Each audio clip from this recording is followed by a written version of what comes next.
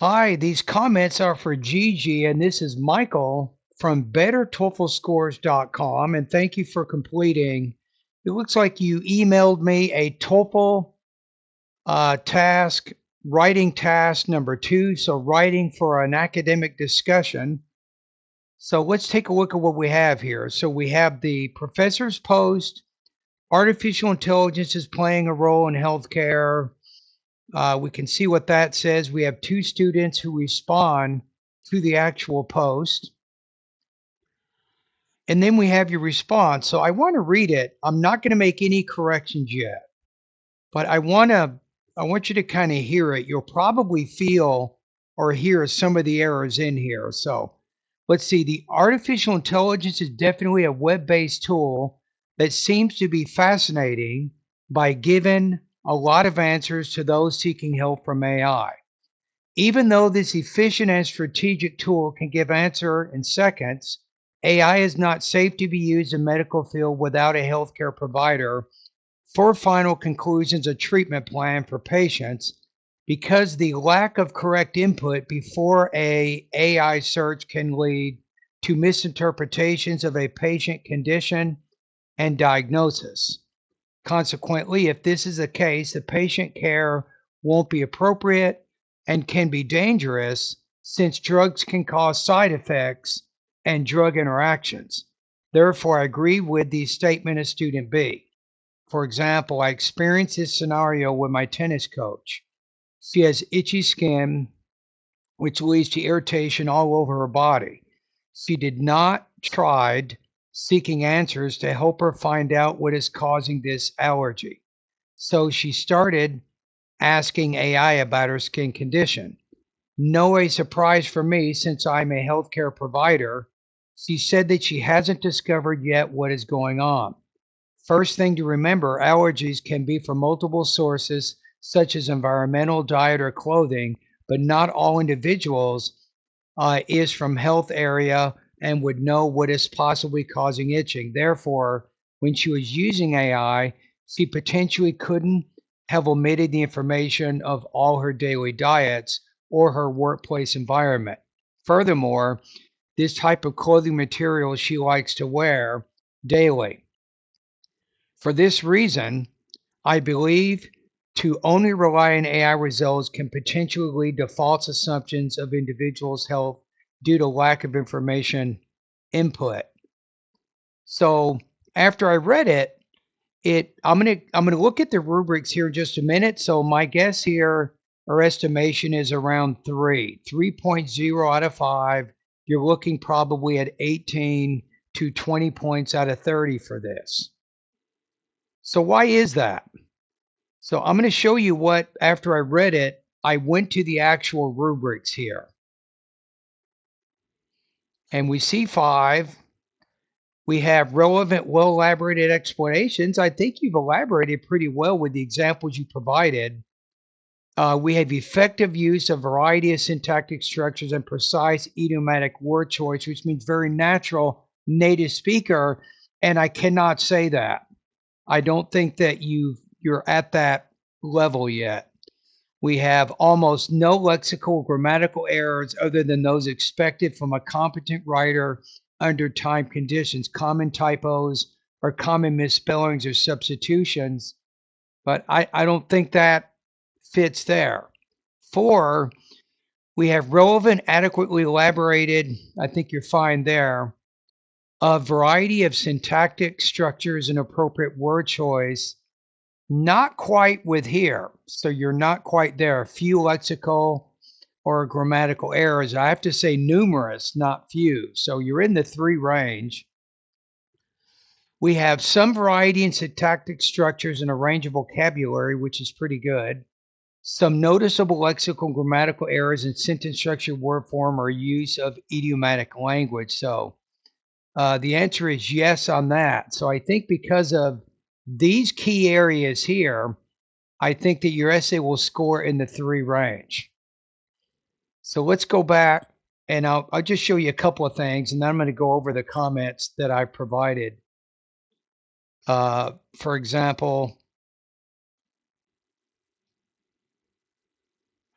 You have, for example, I experienced this scenario with my tennis coach. Then you put she has itchy skin, which leads to irritation all over her body.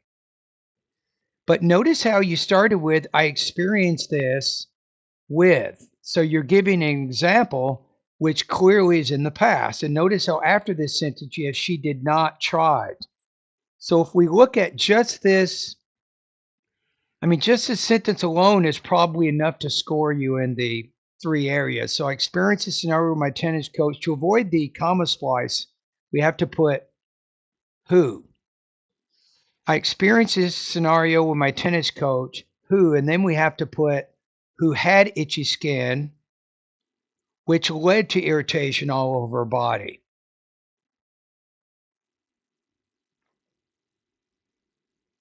Then you can maybe put here, however, which is kind of unexpected result. She did not.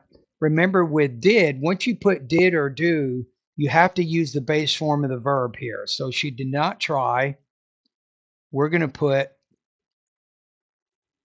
the infinitive here, which works a little bit better in this case with the verb try. She did not try to seek doctors to help her to find out what was causing the allergy. So she started asking Aya about her skin condition. Notice how you get back on track with your verb tenses there. So when I look at that sentence, right, and the corrections that I just made, it goes back to some noticeable lexical and grammatical errors in sentence structure, word form, and use of idiomatic language. So that's kind of why. That's just one example there. So let me keep going here. So I stated here, the good things are about your writing. You clearly respond to the professor's prompt and support students' position. There's no doubt about that. You give a personal example. I like it. Your tennis coach's allergy case, which helps to further the argument you're putting forth. But there's 3 issues here. Some of your sentences are long, awkward, or confusing because of word choice and grammar issues. Unnatural phrasing, such as by given a lot of answers, you have to change given to giving, ing, because when you have the preposition, you want to use a gerund after that. And the way to make it a gerund is to make the verb ing, so then it becomes a gerund phrase or the object of the preposition. Or no a surprise for me makes your meaning harder to follow. You rely much on long sentences without clear punctuation or transitions. So because of these issues, your response is mostly relevant and mostly understandable, but it's not polished enough for a 4 or 5 response.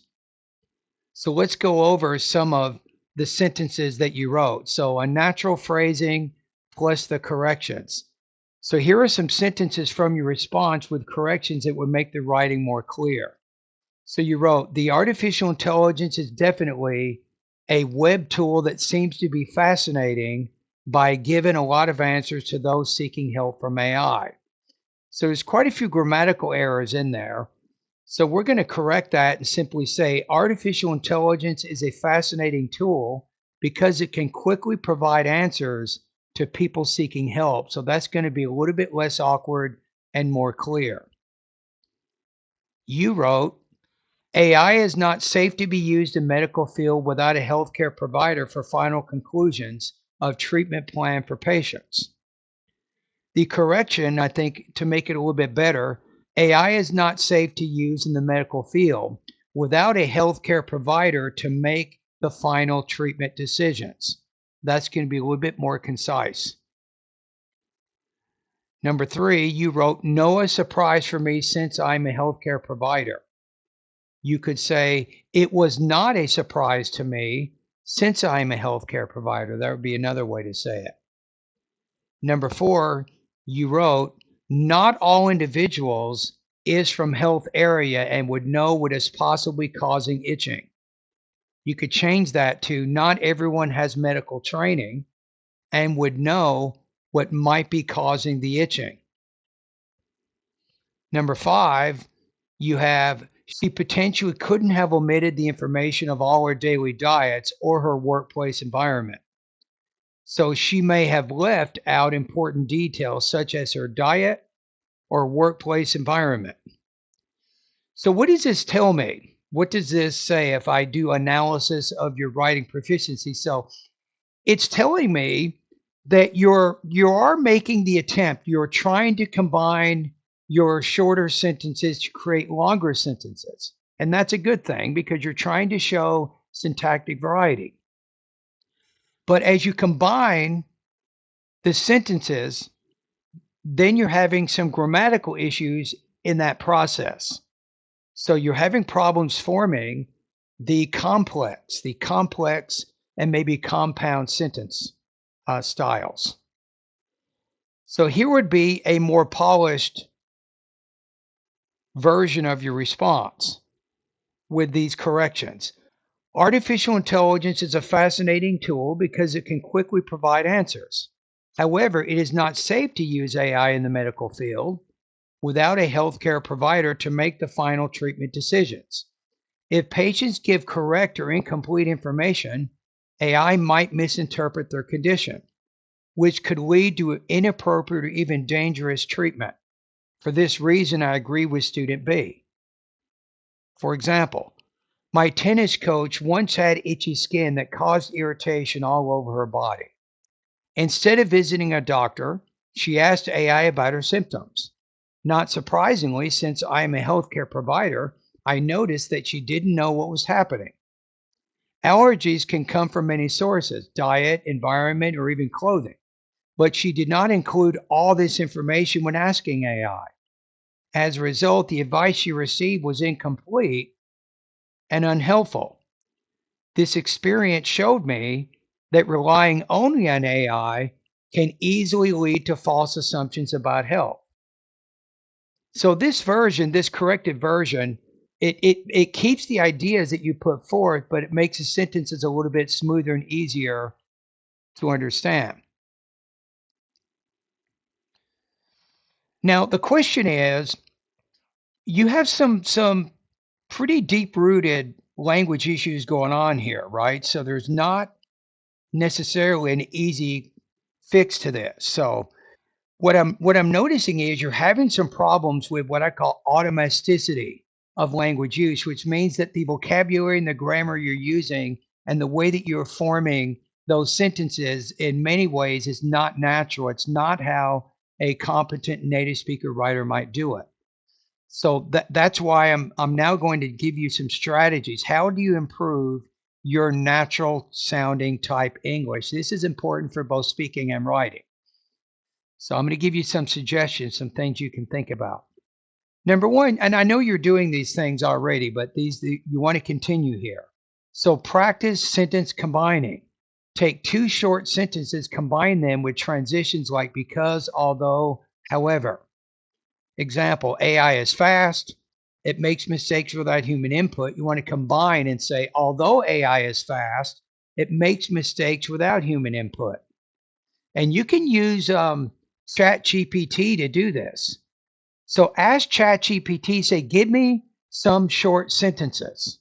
I want to practice combining them to improve my writing proficiency. How about 10? So AI gives you like 10 sets. You get number one has two sentences, you combine that, number two, and so on. Once you combine the sentences, then ask AI to correct the grammar. Say, look over these sentences that I have combined. Tell me if I have done it correctly or not. If it's not correct, give me revision. Show me how to combine these sentences correctly. Number two, build topic vocabulary. Study word groups connected, in this case, for example, to healthcare. Things like diagnosis, treatment, patient care, symptoms, side effects, interactions. So write 3 to 4 new sentences each day with these words. 3, use shadowing to improve flow. Listen to model TOEFL responses and repeat them out loud.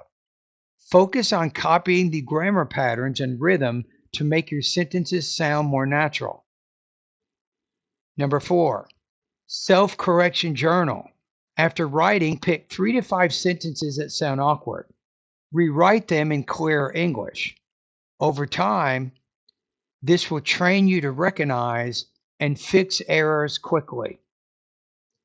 So you're on the right track. You made a clear argument, you gave a real-life example, and you supported student B's view with evidence. These are all good things, right? That's excellent.